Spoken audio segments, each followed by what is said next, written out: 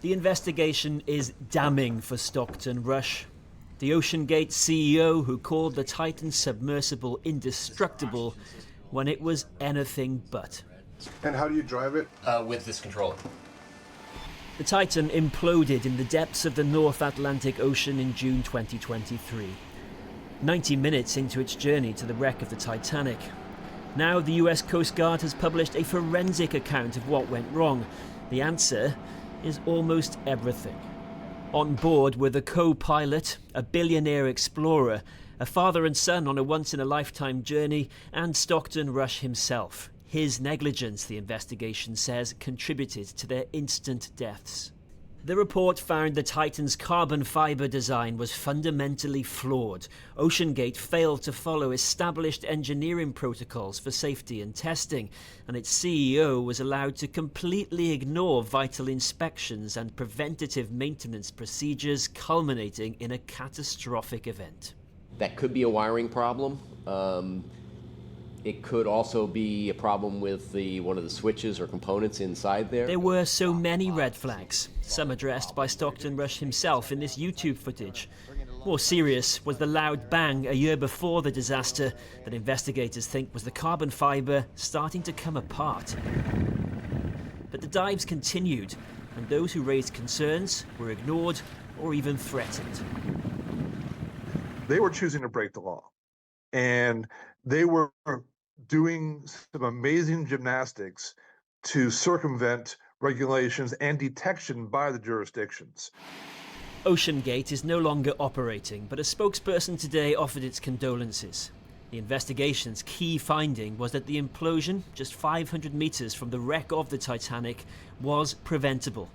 In that dark corner of the Atlantic, there need not have been a second tragedy.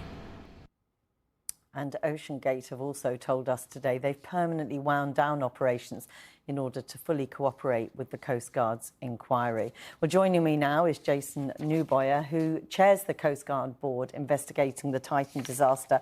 Thanks very much for talking to us this evening. It was a terrible loss of life, and your report says entirely preventable. Yes, the board determined, that it was entirely preventable, but also predictable. I mean, give us an assessment of the primary causes here. The primary cause is OceanGate's failure to adhere to any regulatory standards, standard industry inspections, certification, testing of the submersible prior to using human occupancy. And it's compounded by, at the end, OceanGate's failure to even maintain the submersible in any manner that would be reasonably expected.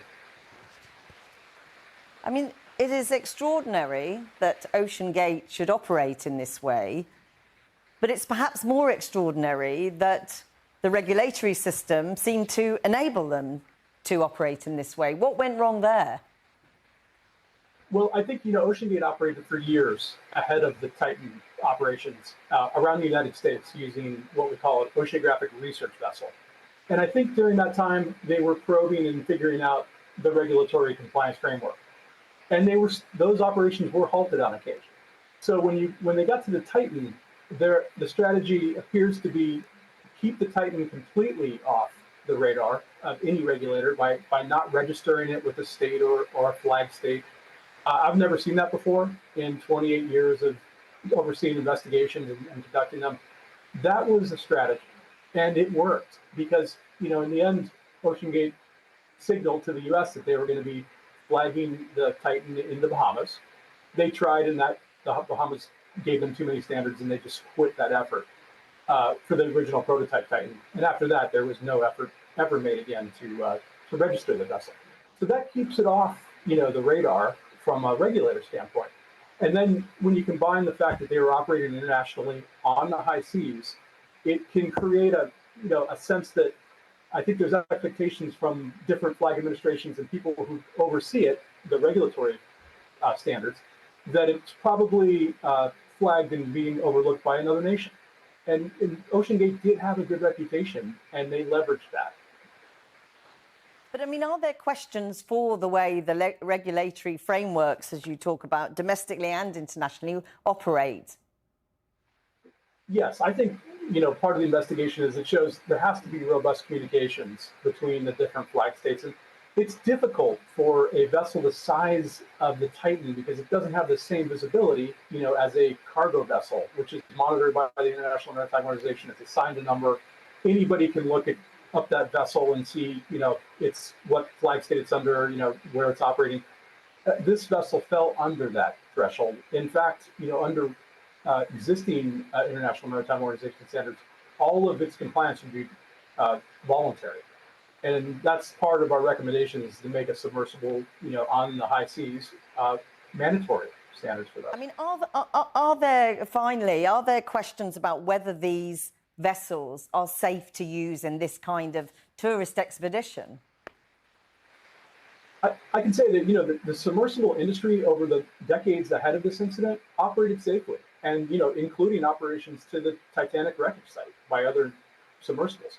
I think in this case, you had an innovative design and the OceanGate did not want to follow the timeline and the money that would be needed to get something non-standard certified. And that's also, something from the Coast Guard and that we have to look at. We don't want to stifle innovation. Regulatory standards can take longer and they're not flexible in some cases. So that's part of the report is we need to take a look at that, innovation and how we can try to incentivize that or at least facilitate that. Okay. Jason Neubauer, thank you very much for talking to us today. Thank you. Thank you for having me.